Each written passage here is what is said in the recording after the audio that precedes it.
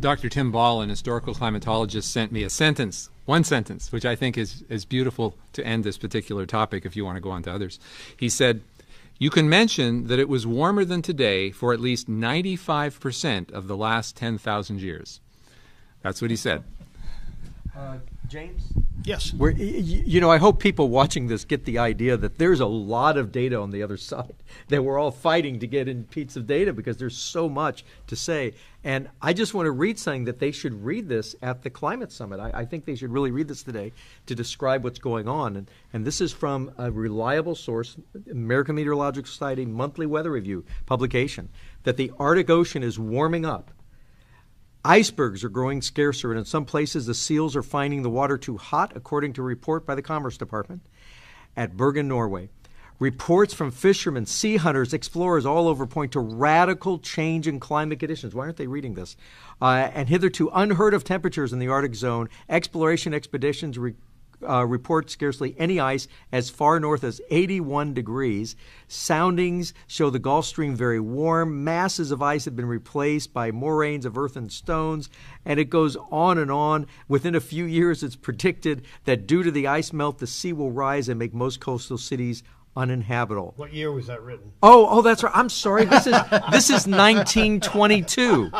This is November 1922, and this is real. This is not urban legend. Yeah. This has really happened. This was really reported. It was warm then, and then guess what happened after that? Of course, it cooled off, and so I just had to throw that. The monthly weather review. Meteorological Society publication. These were all facts. It was extremely warm back then in the polar regions. And could I have one up Tom for a second here?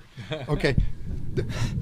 Tom mentioned 90%. Was 90% of the time since the Ice Age, the Earth was warmer than it is now. Actually, 90% of the time since creation, the Earth was warmer than it is now, because the geological evidence indicates that over all of geologic history, 4.65 billion years, somewhere between 5 and 10% of that time was there any substantial ice on Earth. And now there is. There's Greenland, Antarctica, and then summer ice all over the planet, well, lots of places. So you're talking 5 or 10% of the time was the planet cooler than it is now. Yeah, and just to add to that, we're at one of the lowest levels of CO2 in Earth's history.